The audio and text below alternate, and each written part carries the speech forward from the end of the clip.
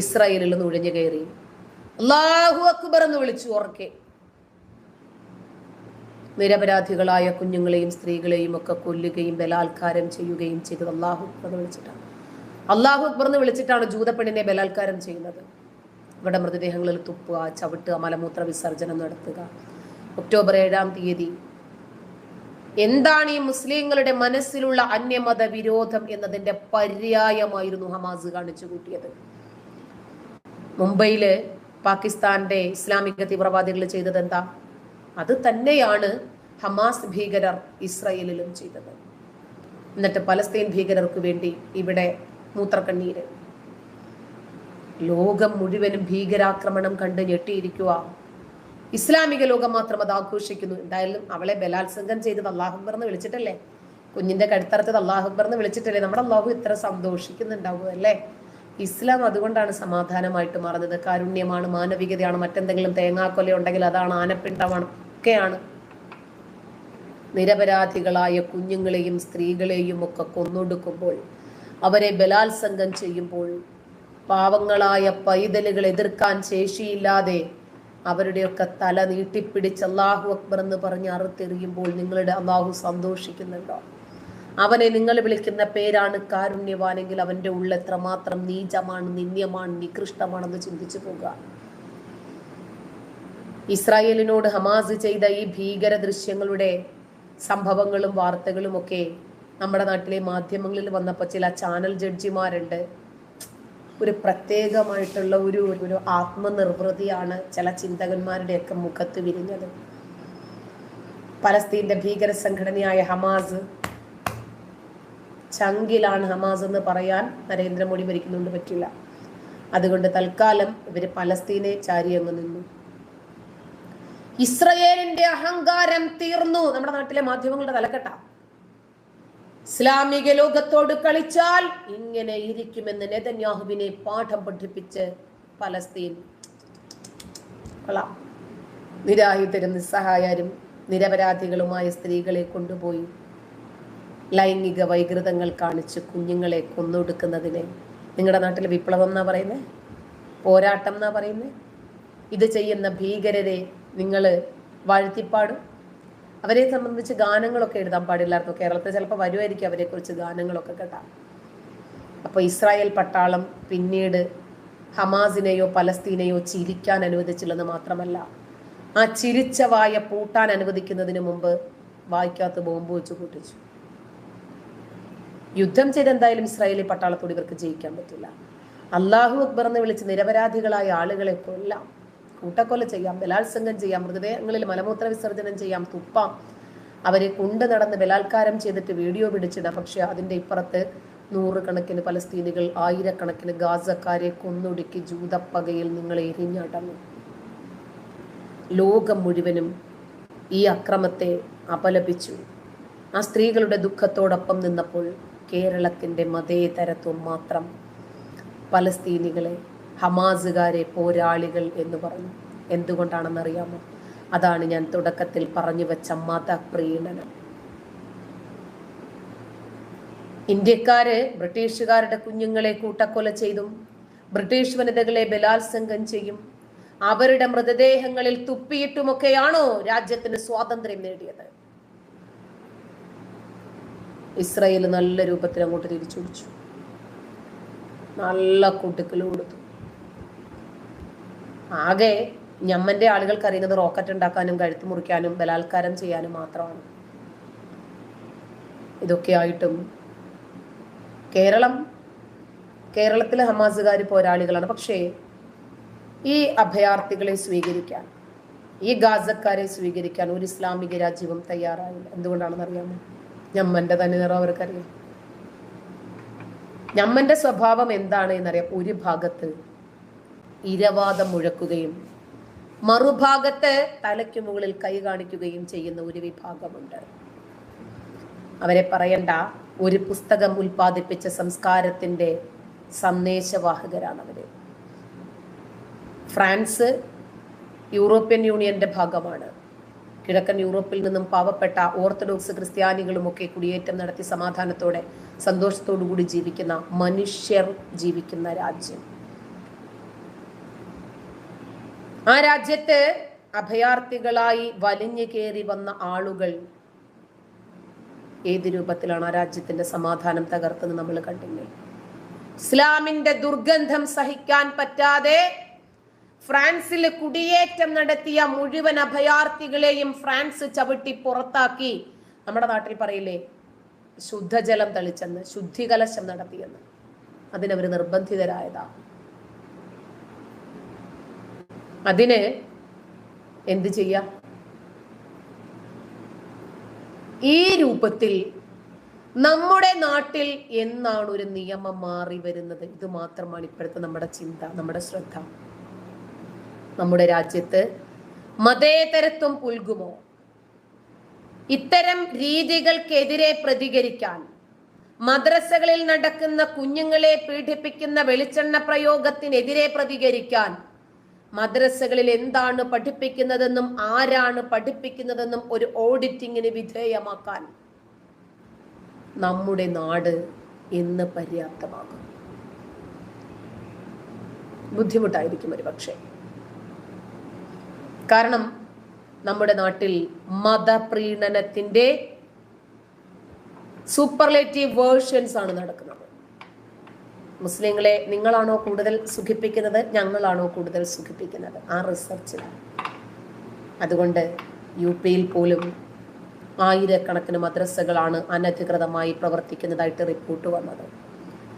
8500ഓളം മദ്രസകള് അനുമതിയില്ലാതെ യുപിയിൽ പ്രവർത്തിക്കുന്നുണ്ട്. ഇതിൽ 16 ലക്ഷത്തോളം വിദ്യാർത്ഥികൾ പഠിക്കുന്നു. യുപി ബോർഡ് ഓഫ് മദ്രസ എഡ്യൂക്കേഷന്റെ അനുമതിയില്ലാതെയാണ് ഇവരൊക്കെ പ്രവർത്തിച്ചുകൊണ്ടിരിക്കുന്നത്. അനധികൃത മദ്രസകളുമായി ബന്ധപ്പെട്ട അന്വേഷണം അവസാന ഘട്ടത്തിലേക്ക് എത്തുമ്പോൾ 8496 മദ്രസകൾ രജിസ്റ്റർ പോലും ചെയ്തിട്ടില്ല. ഇതൊക്കെ നിർബന്ധമാക്കിയ ഒരു സംസ്ഥാന സർക്കാർ പിന്നെ എന്തിനാണ് ഈ നാട് ഭരിക്കുന്നത്? അവർക്ക് സുഖലോലുപതയിൽ ജീവിക്കാൻ, അവരുടെ സുഖ സൗകര്യങ്ങൾക്കും അവരുടെ ആർഭാടങ്ങൾക്കും ധനസമ്പാദനത്തിനും യാതൊരു വിഘാതവും വരാതിരിക്കാൻ അവരധികാര കസേരയിൽ അമർന്നിരിക്കുന്നു. രാജ്യത്തിന്റെ നവോത്ഥാനം മരീചികയായി തുടരുന്നു. എല്ലാ സംസ്ഥാനവും ഏതാണ്ട് എന്തുകൊണ്ടാണ് നമ്മുടെ നാട്ടിൽ ഇത്തരം രീതികൾ നടക്കുന്നത്, ചെറിയ കുഞ്ഞുങ്ങളിൽ വരെ തീവ്രവാദം എങ്ങനെയാണ് വരുന്നത് എന്നതിനെ സംബന്ധിച്ച് ചർച്ചകൾ നടക്കുമ്പോൾ നമ്മുടെ നാട് ചർച്ച ചെയ്യുന്നത് എന്താ? ഇലക്ട്രിസിറ്റി ബില്ല് കുറച്ചുകൂടി കൂട്ടാം, വെള്ളക്കരം, പാവം പിടിച്ചവനൊരു വീട് വെക്കണ്ട, അവൻ നമുക്ക് ഇത്ര നികുതി തന്നോട്ടെ, എങ്ങനെ ഖജനാവ് നിറയ്ക്കാം. സാധാരണക്കാരനെ ഉപദ്രവിക്കുന്ന നിയമങ്ങൾ മാത്രം കൊണ്ടുവരുന്ന കേരളം പലതും നമുക്ക് മനസ്സിലാക്കി തരുന്നുണ്ട്. സന്ദർഭോചിതമായി നമുക്കത് മനസ്സിലാകും. മറ്റു പല സംസ്ഥാനങ്ങളിലെയും സംഭവങ്ങൾ പഠിക്കുമ്പോൾ, മനസ്സിലാക്കുമ്പോൾ നമുക്ക് ബോധ്യപ്പെടും എന്തുകൊണ്ടാണ് ഇങ്ങനെ സംഭവിക്കുന്നത്. നമ്മുടെ നാട്ടിലും അതുപോലെ ഒരു സർക്കാർ ഇല്ലേ? ഈ സർക്കാർ എന്താണ് നമ്മുടെ നാട്ടിൽ ചെയ്യുന്നത്? നമ്മുടെ നാട്ടിൽ മുസ്ലിങ്ങൾക്ക് വേണ്ടി അപരിഷ്കൃത ഗോത്രകാലത്തിന്റെ ഗോത്ര ആചാരങ്ങളെ വരേക്കും പ്രോത്സാഹിപ്പിക്കുക എന്ന തത്വം മാത്രമാണ് ഇവര് നമ്മുടെ നാട്ടിൽ ഇംപ്ലിമെന്റ് ചെയ്തുകൊണ്ടിരിക്കുന്നത്. ഇത് വരും തലമുറയ്ക്ക് ദോഷകരമായി ബാധിക്കുന്നു എന്ന് മുസ്ലിം സമുദായം എന്നാണോ മനസ്സിലാക്കുന്നത്, അന്ന് ഇന്നത്തെ ഈ പ്രോത്സാഹിപ്പിക്കുന്ന സർക്കാരിനെതിരെ അവർ അണിനിരക്കും. അതുവരെ നമ്മുടെ നാട് ഒരുപക്ഷെ ഇങ്ങനെ തന്നെ മുന്നോട്ട് പോകും. കാരണം നമ്മുടെ നാട്ടില് മദ്രസകളിലൂടെ, മദ്രസ ഉസ്താദുമാരുകളിലൂടെ പഠിപ്പിക്കപ്പെടുന്നത് ഉയർന്ന സ്ഥാനങ്ങളുള്ള 72 ഹൂറികളെ സംബന്ധിച്ചും മദ്യത്തിന്റെ പുഴകളെ സംബന്ധിച്ചുമാണ്. വെറുത്തു പോകുവാണ് ഈ വിഭാഗത്തെ. എന്തുകൊണ്ടാണ് ലോക ജനങ്ങൾക്ക് ഉപകാരപ്രദമായ എന്തെങ്കിലും ഇതിനകത്തില്ലാത്തത്? ഒരു പടച്ചോനുണ്ടോ? പടച്ചോനില്ലേ? ആ അള്ളാഹു കാരുണ്യവാനാണോ? നീതിമാനാണോ? അല്ലേ? പടച്ചോൻ ഖുർആനിലൂടെ പറയുന്ന സ്വർഗ സങ്കല്പങ്ങൾക്ക് വേണ്ടി തന്നെയാണോ ഇവിടെ ഓരോ മനുഷ്യനും സക്കാത്ത് കൊടുക്കുന്നതും നോമ്പ് പിടിക്കുന്നതും വിശ്വസിക്കുന്നതും അവനവന്റെ നല്ലതും ചീത്തയും ഒക്കെ അവൻ തെരഞ്ഞെടുക്കുന്നതും ഇതൊക്കെ നമ്മൾ പുനർവിചിന്തനം ചെയ്യേണ്ടിയിരിക്കുന്നു. ആ ഗോത്രകാല നേതാവ് ആ കാലഘട്ടത്തിന്റെ അടിസ്ഥാനത്തിൽ തന്റെ പരിജ്ഞാനത്തിന്റെ പരിധിയിൽ നിന്നുകൊണ്ട് സമൂഹത്തെ പഠിപ്പിച്ച ചില വസ്തുതകൾ ലോക അവസാനം വരെയുള്ള ജനത അങ്ങനെ തന്നെ പിൻപറ്റണമെന്ന് പറയുന്നതിലെ ഔചിത്യബോധമാണ് ഇവിടെ പുനഃപരിശോധിക്കേണ്ടത്. നക്ഷത്രങ്ങൾ പെറുക്കി പിശാചിനെ എറിയുന്നതും സൂര്യൻ ചെളിക്കുണ്ടിൽ അസ്തമിക്കുന്നതും ആകാശവും ഭൂമിയും ഒട്ടിപ്പിടിച്ച ആക്കിയെന്നും പിന്നീട് അള്ളാഹുവാണ് അതിനെ പിളർത്തിയതെന്നും പിന്നെ ചന്ദ്രനെ വാളുകൊണ്ട് വെട്ടി 2 കഷ്ണങ്ങളാക്കിയെന്നും ഭൂമിയെ ചപ്പാത്തിക്കല്ല് വെച്ചിട്ട് പരത്തിയെന്നും എന്നിട്ട് 7 ചപ്പാത്തി കഷ്ണങ്ങളാക്കി മാറ്റിയതുപോലെ മാറ്റിയെന്നും ഇതൊക്കെ ഇന്നത്തെ കുട്ടികൾ പഠിക്കുക. അള്ളാഹുവിന് രൂപമില്ല, പക്ഷെ അള്ളാഹു സിംഹാസനത്തിൽ ഇരിക്കും. എങ്ങനെ അള്ളാഹു ഡാഷ് ഇല്ലാതെ ഇരിക്കുന്നത് എന്നൊന്നും ചോദിക്കരുത്. അത് ചുമ്മാ ഒരു കസേരയിൽ കക്ഷിക്ക് ഇരിക്കാനും പറ്റില്ല. ഇത്രയും സർവശക്തനായ അള്ളാഹുവിനെ ഏറിൽ ഒരു കസേര നിർത്താൻ പറ്റില്ലേ? മജീഷ്യന്മാർക്ക് പോലും പറ്റുന്നുണ്ടല്ലോ. പാവപ്പെട്ട മലക്കുകൾ ഇങ്ങനെ താങ്ങി നിർത്തിക്കൊണ്ട് അവരുടെ തോള് വില എടുക്കൂലേ? എത്ര കൊല്ലമെന്ന് പറഞ്ഞിട്ടാണ് അവരിങ്ങനെ നിൽക്കുക? അവർക്ക് അവരുടേതായിട്ടുള്ള സ്വാതന്ത്ര്യങ്ങളൊക്കെ ഇല്ലേ? അതിലൊക്കെയുള്ള പഠിച്ചുള്ള നീതിബോധം എന്താണ്? അതുപോട്ടെ, അള്ളാഹുവിന്റെ സിംഹാസനം താങ്ങി നിർത്താൻ ആൾക്കാർ ശരി താഴെ വീഴുമെന്ന് പേടിച്ചിട്ടായിരിക്കും. അത് സംരക്ഷിക്കാനും ഉണ്ടെന്നേ ആയിരക്കണക്കിന് മലക്കുകൾ. എന്താ ആരെല്ലാം അടിച്ചോണ്ട് പോകുമോ? പടച്ചോന്റെ സിംഹാസനം ആരിൽ നിന്നാണ് സംരക്ഷിക്കേണ്ടത്? ആരാണ് സംരക്ഷിക്കേണ്ടത്? മലക്കുകളോ? ഇതൊക്കെയാ മദ്രസകളിലൂടെ പാപ്പിച്ചെന്നത്. ഇത്തരം യുക്തിരാഹിത്യങ്ങളാണ് ഈ മക്കള് പഠിച്ചുകൊണ്ടിരിക്കുന്നത്. വേറെ ഏതെങ്കിലും പഠിച്ചോനുണ്ടോ? ഞാൻ പഠിച്ചോന്മാരിൽ ഏറ്റവും വലിയ പഠിച്ചോനാണെന്ന് പറയാൻ പിശാച് അള്ളാഹുവിന്റെ തലക്കടിച്ച് പൊട്ടിക്കും. അതുകൊണ്ടാണ് ഈ മലക്കുകളെ ഇങ്ങനെ കിങ്കരന്മാരായിട്ട് കാവൽ നിർത്തിയിരിക്കുന്നത്. എന്ത് വ്യാഖ്യാനമാണ് ഇവരിതൊക്കെ പറയുന്നത്? ഭൂമി, ആകാശം, ആകാശത്തിനും കുറെ വാതിലുകൾ, സ്വർഗത്തിനും കുറെ വാതിലുകൾ, കുറെ മലക്കുകളെ കാവൽ നിർത്തിയത്. സ്വർഗത്തിൽ നിന്ന് ആരെങ്കിലും ഇറങ്ങി ഓടുവോ? അതോ നരകത്തിലേക്ക് ആരെങ്കിലും ഓടിക്കേറി പോകുമോ? ഗോത്രവർഗ മനുഷ്യൻ ആ കാലഘട്ടത്തിന്റെ അറിവിന്റെ അടിസ്ഥാനത്തിൽ എഴുതി പിടിപ്പിച്ച മനുഷ്യന്റെ സൃഷ്ടിക്ക് ഖുർആൻ എന്ന് പേരുമിട്ട് ദൈവിക ഗ്രന്ഥമാണെന്ന് പറഞ്ഞ് മാനവ മോചനത്തിന് സൃഷ്ടാവിന്റെ സന്ദേശമാണെന്ന് പറഞ്ഞ് കട്ടിച്ചാ പൊട്ടാത്ത അറബി ഭാഷയിൽ പഠിപ്പിച്ച് എന്തോ ഈ സ്വർഗത്തെ കൂടി ഒഴുകുന്ന നദി, വലിയ മാറിടമുള്ള പെണ്ണുങ്ങള്, 72 പെണ്ണുങ്ങള്, അവർക്ക് നിത്യ യൗവനം, അവരെ ചിപ്പിക്കകത്ത് ഇങ്ങനെ ഒളിപ്പിച്ചു വെച്ചേക്കാണ് മുത്തുപോലെ. അപ്പൊ ആ ചിപ്പി എത്ര വലുതായിരിക്കും അല്ലല്ലോ? ചിപ്പി ഇങ്ങനെ തുറക്കുമ്പോഴത്തേക്കിനിടയ്ക്ക് ഇങ്ങനെ ഒരു പുക പോലെ ആദ്യം വരും, പിന്നീട് മാറിടം വരും, പിന്നീട് എനിക്ക് വയ്യ. ഇതൊക്കെയാണ് മദ്രസകളിൽ ഈ കുഞ്ഞുങ്ങളെ പഠിപ്പിക്കുന്നത്. കൊച്ചു ബാലന്മാരും ഉണ്ടത്ര ഇവർക്ക് ഉപയോഗിക്കാനേ. ഖുർആനിൽ മൊത്തവും ആ ഗോത്രകാല മനുഷ്യന്റെ ചിന്തകളും അന്നത്തെ ആ മനുഷ്യന്റെ സ്വപ്നങ്ങളും അവന്റെ ഭാവനയിൽ ഉരുത്തിരിഞ്ഞ ഒരു പടച്ചോൻ. കാരണം മനുഷ്യനാണ് നമ്മൾ ചിന്തിക്കുന്നതും എല്ലാം മാനുഷികമായിരിക്കും.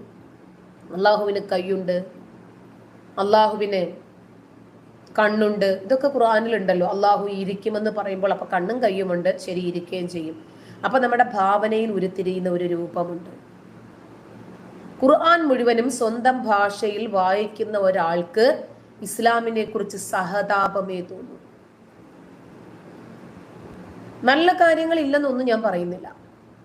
ആധുനിക മനുഷ്യന്റെ മൂല്യബോധത്തിനും സദാചാര ബോധത്തിനും ധാർമ്മികമായ ഉത്തരവാദിത്വങ്ങൾക്കും ഉതകുന്നതൊന്നും അതിനകത്തില്ലെന്നേ പറഞ്ഞിട്ടുള്ളൂ. ഞാൻ കുറെ പണം ഉണ്ടാക്കുക, അതിലെ കുറച്ച് പിച്ചത്തുട്ടുകൾ പാവങ്ങൾക്ക് എറിഞ്ഞു കൊടുക്കുക, അവനും കൊടുക്കാൻ പഠിച്ചവന് പറ്റൂലേ? എന്റെ കയ്യിൽ തന്നിട്ട് അതിന്റെ ഒരു ചെറിയ തുട്ട് മറ്റവന് കൊടുക്കണമെന്ന് പറയേണ്ട കാര്യമുണ്ടോ? പഠിച്ചവൻ വിചാരിച്ചാൽ അവന്റെ കയ്യിലും വരില്ലേ പണം? ഞാൻ മനസ്സിലാക്കിയ ഒരു സത്യം പറയാം, തെറിവിളിയെ വരും. ഖുർആനിലെ പടച്ചോന്റെ നിയമങ്ങളും കാലഹരണപ്പെട്ടതാണ്.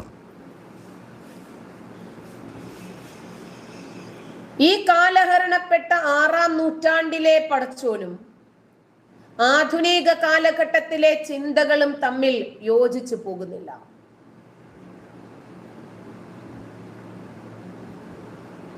ഇപ്പോ തബ്ബത് യദാ അബീ ലഹബ് എന്ന് ഖുർആനിൽ ഒരു അധ്യായമുണ്ട്. അബൂലഹബ് നൂറ്റാണ്ടുകൾക്ക് മുമ്പ് മരിച്ചു.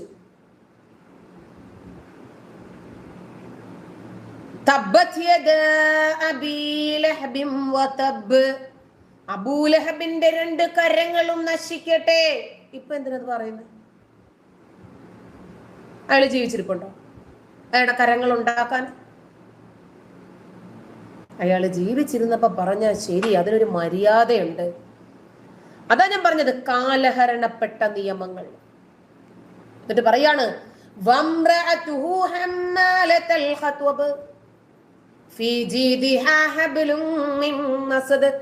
അയാളുടെ ഭാര്യ എങ്ങനെയെങ്കിലും ജീവിച്ചോട്ട് പടച്ചോനെ. നിങ്ങൾക്ക് കൊള്ളയടിക്കുന്നതിന്റെ 1/5 മുതൽ കിട്ടുമായിരിക്കും. നിങ്ങൾക്ക് ആകാശത്ത് സുഖമായിട്ട് ഈ മലക്കുകളെയൊക്കെ ഫേവർ ചെയ്ത് ജീവിക്കാൻ. അബൂലഹബിന്റെ ഭാര്യ വിറക് ചുമട്ടുകാരിയാണ്. അവരെ നിങ്ങൾ ആക്ഷേപിക്കുന്നത് എന്തിനാ? വീട്ടുജോലിക്കാരിയാണ്. അവര് വീട്ടുജോലി ചെയ്ത് ജീവിച്ചോട്ടെ. അവരൊരു തൊഴിലുറപ്പുകാരിയാണ്. ഒരു ജോലിയും ചീത്തയല്ല, താഴ്ന്നതല്ല, മ്ലേച്ഛമല്ല. എല്ലാ ജോലിക്കും അതിൻ്റെതായിട്ടുള്ള മാന്യതയുണ്ട്. മറ്റുള്ളവരെ കബളിപ്പിക്കാതെ, പറ്റിക്കാതെ, വഞ്ചിക്കാതെ, കട്ടെടുക്കാതെ ജീവിക്കുന്നിടത്തോളം കാലം അയാളുടെ ഭാര്യയെ വരെ അധിക്ഷേപിക്കുക. ഇത് പടച്ചോൻ അധിക്ഷേപിച്ചു പോട്ടെ, അത് കേട്ട് മുഹമ്മദ് നബി അധിക്ഷേപിച്ചു പോട്ടെ. ഈ ഖുർആൻ ഇറങ്ങിയ കാലം മുതൽ ഇത്ര കൊല്ലമായിട്ടും സകലമാന മുസ്ലിങ്ങളും തബ്ബത് യദാ അബീ ലഹബിൻ വതബ് മാ ഗനാ അൻഹു മാലുഹു വമാ കസബ് സയസ്ലാ നാരൻ ദാത ലഹബ് വംറഅതുഹു ഹമ്മാലതൽ ഹതബ്. നിങ്ങൾ ഒരു കാര്യം ചെയ്യും, മസ്വദ് ഇത്തപ്പന നാര് എന്നാണ് ഈ അധ്യായത്തിന്റെ പേര്. ഒന്നെടുത്ത് വായിച്ചു നോക്കിയതിന്റെ അർത്ഥം. ഈ കാലഘട്ടത്തിൽ മനുഷ്യന് എന്ത് രൂപത്തിലുള്ള സദാചാരമാണ് നൽകുന്നത് എന്നറിയാമല്ലോ. ഈ കാലഘട്ടത്തിൽ എന്താണ് ഇതിന്റെ പ്രസക്തി? ഇത് പുണ്യം കിട്ടുമോ ഇത് പറഞ്ഞാല്? വലിയ ബുദ്ധിമുട്ടാണ് കേട്ടോ ഇത്. അന്ന് യൂറോപ്യൻ ടോയ്ലറ്റുകളില്ല, ജീൻസും പാൻറ്റുകളും ടീഷർട്ടുകളും കൊറിയൻ ബാഗയും ഒന്നും അന്നില്ല. അന്ന് മൊബൈൽ ഫോൺ ഉണ്ടോ? ജൂതനുണ്ടാക്കിയ മീഡിയ ഉണ്ടോ? സോഷ്യൽ മീഡിയ ഉണ്ടോ? ഇതൊക്കെ നമ്മൾ ഉപയോഗിക്കുന്നില്ലേ? അന്ന് പഠിച്ചു പറയാണ്, നിങ്ങൾക്ക് സഞ്ചരിക്കാൻ ഞാൻ കുതിരകളെയും കഴുതകളെയും കോവർ കഴുതകളെയും തന്നു. ഇന്നതുണ്ടോ സഞ്ചരിക്കാൻ? ആരെങ്കിലും ഹജ്ജിന് മുമ്പ് കഴുതപ്പുറത്ത് പോകുവോ? കുതിരപ്പുറത്ത് പോകുവോ ആരെങ്കിലും? കോവർ കഴുതയെ നോക്കി നടക്കാതെ നബി പറഞ്ഞിട്ടുണ്ട് അങ്ങനെ പോയാൽ മതിയെന്ന്. പ്രവാചകൻ അങ്ങനെ ഒട്ടകത്തിന്റെ പുറത്തും കഴുതപ്പുറത്തും കുതിരപ്പുറത്തും ഒക്കെയാണ് പോയത്. അങ്ങനെ പോയാലേ സുന്നത്താകൂ എന്ന് പറഞ്ഞിട്ട് ആരെങ്കിലും പോയോ? അങ്ങനെ ഫ്ലൈറ്റിൽ പോകുന്നില്ല ഇനി മുതൽ. ഞാൻ അങ്ങനെ പോകുന്നുള്ളൂ. എന്തേ പറ്റാത്ത? ഇത് വസ്തുതകളാണ് ഈ പറയുന്നത്. ഇതൊക്കെ പഠിക്കുന്ന ഒരു കുഞ്ഞ് കാലാകാലവും അബൂലഹബിന്റെ കൈ ഇങ്ങനെ നശിച്ചുകൊണ്ടിരിക്കുമോ എന്ന് ചിന്തിച്ച ഇവരെന്തായാലും മറുപടി പറയുക. എന്നിട്ട് സ്വർഗത്തെ കുറിച്ച് പറഞ്ഞ ഭാഗത്ത് പറയാ, പെണ്ണുങ്ങളെ ഇങ്ങനെ നിരത്തി കിടത്തുവത്തെ. എന്നിട്ട് പടച്ചോൻ ഇങ്ങനെ നിൽക്കുക. സദ്ദാം ഹുസൈൻ ഇറങ്ങി വരും. ശരി, നിനക്കിതിൽ ഏതെങ്കിലും ഒരു പീസിനെ തിരഞ്ഞെടുത്തോ? ഓക്കെ, ഒരു പീസിനെ തിരഞ്ഞെടുത്തു. ഇത് ശരിയായിക്കോ. ഒസാമ ബിൻ ലാദൻ വരൂ. ശരി, ഒന്നിനെ തിരഞ്ഞെടുത്തു. ഇതെന്താ കോമൺ സെക്സോ? സ്വർണവും വെള്ളിയും കൊണ്ട് നിർമ്മിച്ച കട്ടിലില് പരസ്പരം ചാരിയിരിക്കുന്ന ആളുകൾ. എന്നിട്ട് അവർക്കിടയില് ചഷകങ്ങളുമായി താലകങ്ങളുമായിട്ട് ചുറ്റി നടക്കുന്ന കുഞ്ഞുങ്ങള്, ആൺകുട്ടികള്. പിന്നെ ശരി, ഞാൻ കൂടുതൽ കാര്യങ്ങളൊന്നും പറയുന്നില്ല. ഹൂറികള്, സ്ഥാനങ്ങളൊക്കെ ഉയർന്നു നിൽക്കുന്ന ഹൂറികൾ. എന്തായാലും അവിടെ ജട്ടിയുടെയും ബ്രായുടെയും ആവശ്യമില്ല എന്ന് തോന്നുന്നു. സുഖ സൗകര്യങ്ങള്, ഇതൊക്കെ പഠിക്കുന്ന ഒരു കുഞ്ഞ് എങ്ങനെയെങ്കിലും ശാസ്ത്രം എന്താണ് എന്നോ സയൻസ് എന്താണെന്നോ ആ കുഞ്ഞിന് പിന്നീട് ഉൾക്കൊള്ളാൻ പറ്റുക? വലിയ തെറ്റല്ലേ ഇവർ ചെയ്യുന്നത്? ചെറിയ കുഞ്ഞുങ്ങളെ ഈ 6-ാം നൂറ്റാണ്ടിന്റെ അബദ്ധങ്ങളും വിവരക്കേടുകളും വിഡ്ഢിത്തങ്ങളും ഇന്നും പഠിപ്പിക്കുന്നു. ഇനിയിപ്പോ ശരി, നമ്മളെയൊക്കെ അള്ളാഹു സൃഷ്ടിച്ചു ഇരിക്കട്ടെ. ഞാനിപ്പോൾ ഒരു കല്ലിനെ ആരാധിക്കുന്നു. ഈ ആകാശവും ഭൂമിയും സ്വർഗവും നരകവും കടലും കരയും സൗരയുധങ്ങളും നക്ഷത്രങ്ങളും ഒക്കെ സൃഷ്ടിച്ച പടച്ചോൻ എന്തിനാണ് ഇത്ര വേദന? പടച്ചോൻ എന്തിനാണ് ഇങ്ങനെ അസഹിഷ്ണുത കാണിക്കുന്നത്, കോപം പ്രകടിപ്പിക്കുന്നത്, ശപിക്കുന്നത്, കോപിക്കുന്നത്, പ്രാഗി പണ്ടാരം അടക്കുന്നത്? നമ്മളെ വല്ലതും ബാധിക്കുമോ? പടച്ചോനെ ഏതെങ്കിലും രൂപത്തിൽ ബാധിക്കുമോ? ഞാനൊരു കല്ലിനെ ആരാധിച്ചാല് എല്ലാം സാധിക്കുന്ന പടച്ചോൻ എന്തിനാണ് ഈ വൈകാരികതകൾ? എന്തിനാ പടച്ചോൻ ശപിക്കുന്നത്? ഞാനങ്ങ് മുടിഞ്ഞു പോട്ടെ എന്ന് പടച്ചോൻ വിചാരിച്ചാൽ മുടിഞ്ഞില്ല, പിന്നെ പടച്ചോന് വേദനിക്കേണ്ട കാര്യമുണ്ടോ? നീ ഒരു കാലത്തും കുണം പിടിക്കത്തില്ലടാ, മണ്ണിലടിച്ച പൂക്കുല പോലെ പോകൂടാ, നീ ഉരുപ്പിടിക്ക മാട്ട. ഇങ്ങനെയൊക്കെ പടച്ചോൻ പറയുന്നത്, ഈ ശാപം എന്ന് പറയുന്നത് ഒരു മനുഷ്യന്റെ നിസ്സഹായതയുടെ അവസാനം ഉരുത്തിരിയുന്ന ആശയമാണ്. നിസ്സഹായതയുടെ നിൽക്കക്കള്ളിയില്ലാത്ത സമയത്ത് ഒരു മനുഷ്യനിൽ ഉരുത്തിരിയുന്നതല്ലേ പ്രാക്ക്, കോപം, ശാപം. ഇതൊക്കെ ഈ പടച്ചോനെ സംബന്ധിച്ചിടത്തോളം വേണ്ട കാര്യമുണ്ട്. ജിബ്രീല് മര്യാദയ്ക്ക് ആയിഷയുടെ കൂടെ കെട്ടിപ്പിടിച്ച് കിടന്നുറങ്ങിയിരുന്ന നബിയെ, ആത്മാവിനെ മാത്രം ഊരിയെടുത്ത് സ്വർഗത്തിലേക്ക് പോയി. അവിടെ പോയിട്ട് നബിയെ സ്വർഗവും നരകവും കാണിച്ച്, മമ്മത എങ്ങനെ ഉണ്ടറാ? സൂപ്പർ, ഞാൻ എന്നാടാ അതിലേക്ക് വരുന്നേ? സമാധാനപ്പെട്, ഒരു 63 ആകുമ്പോഴത്തേക്കിനെ ഞാൻ വലിച്ചുകൊണ്ട് ഇങ്ങോട്ട് വന്നോളാം. ശരി. അല്ല ജിബ്രീലെടാ അവിടെ നിന്ന്, ഇതെന്തുവാടേ ഇത്? എന്തുവാ എടാ, കുറച്ച് പെണ്ണുങ്ങൾ അവിടെ കിടന്ന് കത്തുന്നല്ലോടാ, എന്താണത്? അപ്പൊ ജിബ്രീലെ, മമ്മതേ അവളുമാര് പിഴച്ചവളാടാ, അവളുമാര് പോക്കാം. ആണാ? അവളുമാർ എന്തുവാടേ ചെയ്തത്? ഒന്ന് പറയടേ, കുറച്ച് എരിവും പുളിയും ഒക്കെ കേൾക്കാൻ സുഖമാണല്ലോ. ശരി, ഇയാൾക്ക് അതൊക്കെ താല്പര്യമാണ്. അപ്പൊ പറഞ്ഞടാ, അവളുമാരെ എങ്ങനെ ഞാനിപ്പോ പറയാ? ജിബ്രീലെ മര്യാദയ്ക്ക് പറഞ്ഞു, അല്ലെങ്കിൽ ഞാൻ ഇവിടെ നിന്ന് അങ്ങോട്ട് തിരിച്ചു വരത്തില്ല. ശരി, ഞാൻ പറയാന്നാ, നീ കേൾക്ക്. അവളുമാരെ ഭർത്താവില്ലാത്ത സമയത്തെ കണ്ടവന്മാരുമായിട്ട് ഡിങ്കോഡാൽഫി ചെയ്തിട്ടേ കൊച്ചുങ്ങളെ ഉണ്ടാക്കി. ആണോ? അതുകൊണ്ടാണല്ലേ ഇവളുമാരുടെ നെഞ്ചിലൊക്കെ ഇങ്ങനെ കൊളുത്തിട്ടിരിക്കുന്നത്. കൊള്ളല്ലേ? ഇയാള് ചോദിക്കണ്ടേടാ, ഇവളുമാർ ഒറ്റയ്ക്ക് പിഴച്ചോ? ഇവളുമാരെ പിഴപ്പിച്ചവന്മാർക്കും ഒരു കൊളുത്തിടണ്ടേ? അവർക്കല്ലേ കുറച്ചും കൂടെ കൊളുത്തിടാൻ സൗകര്യമുള്ള കൊളുത്തിടണമായിരുന്നു എന്ന് സ്വാഭാവികമായും പറയില്ലേ? പക്ഷേ നബി അത് കണ്ട് ആസ്വദിച്ചു.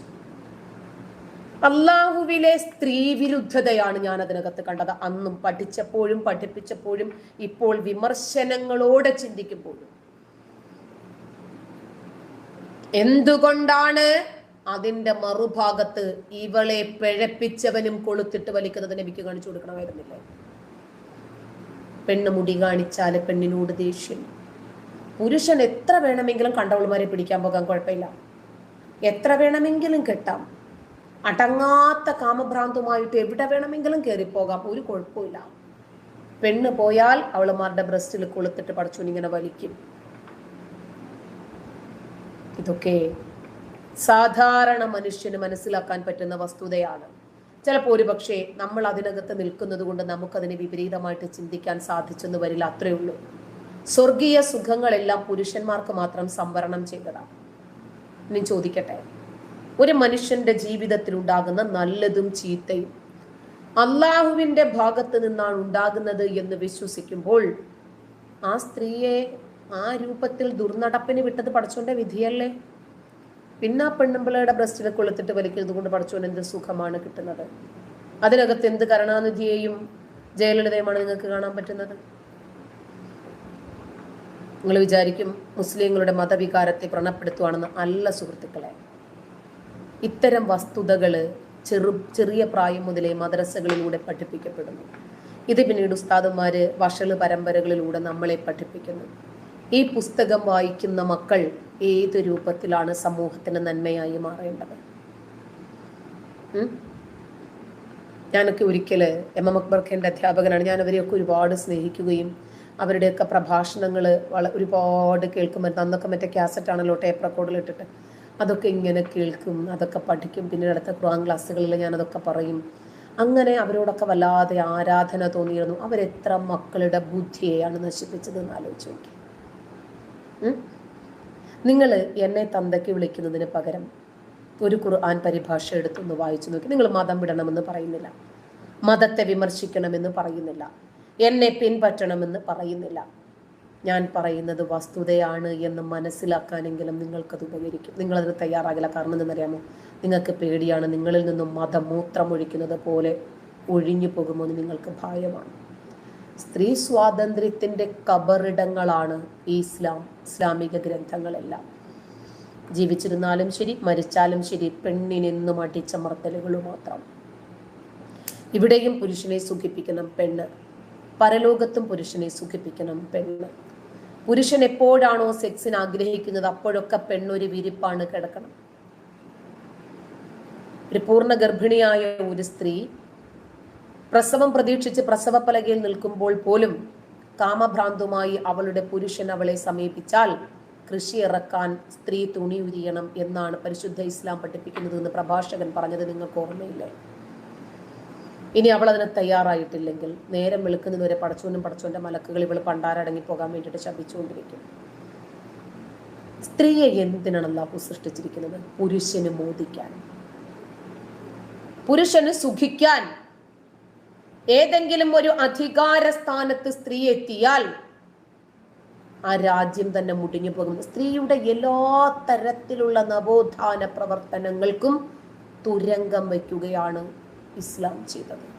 ഇസ്ലാമിക ഗ്രന്ഥങ്ങളും ഇസ്ലാം മതവും അതിനാണ് കൂടുതൽ പ്രാധാന്യം നൽകിയത്. ഇത് പറയുമ്പോൾ നിങ്ങൾക്ക് തോന്നും എനിക്ക് ഇസ്ലാം വേണ്ട, ഞാൻ ഇസ്ലാമിനെ ഇഷ്ടപ്പെടുന്നില്ല, ഞാൻ ഇസ്ലാമിനെ വെറുക്കുന്നു, ഏതോ മുസ്ലിങ്ങൾ എന്നോട് എന്തോ ചെയ്തതുകൊണ്ട് എനിക്ക് അവരോട് ദേഷ്യമായതുകൊണ്ടാണ് ഞാൻ അങ്ങനെ ഇസ്ലാമിനെ ഇങ്ങനെ പറയുന്നത് എന്നൊക്കെ നിങ്ങൾക്ക് തോന്നും. പക്ഷേ ഇത് യാഥാർത്ഥ്യമാണ് എന്ന് നിങ്ങൾക്ക് ഇന്നല്ലെങ്കിൽ നാളെ ഒരു സമയത്ത് നിങ്ങൾക്ക് ബോധ്യപ്പെടും. വെറുതെ എന്തിനാണ് ഒരു മതത്തെ നമുക്കൊരു കാര്യവുമില്ലാതെ എന്തെങ്കിലും അനാവശ്യങ്ങൾ പറയേണ്ട കാര്യമുണ്ടോ?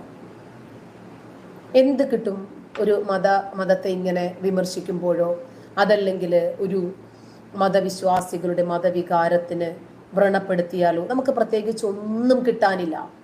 പക്ഷേ ഇത്തരം മാനവിക വിരുദ്ധതകൾ ഈ ഗ്രന്ഥത്തിൽ ഉണ്ട് എന്ന് നിങ്ങളെ ബോധ്യപ്പെടുത്താനുള്ള ഒരു ബാധ്യത എനിക്കുണ്ട്. ആ ബാധ്യതയാണ് സത്യസന്ധമായിട്ട് ഞാൻ നിറവേറ്റിക്കൊണ്ടിരിക്കുന്നത്. നിങ്ങൾക്ക് ഒരു പക്ഷേ അത് അംഗീകരിക്കാൻ പറ്റില്ല. നിങ്ങൾക്ക് അംഗീകരിക്കാൻ പറ്റാത്തത് നിങ്ങൾ അതിനകത്ത് അടിയുറച്ച് വിശ്വസിക്കുന്നത് കൊണ്ടാണ്. ഒരു കാലത്ത് ഞാനും അത് വിശ്വസിച്ചിരുന്നു.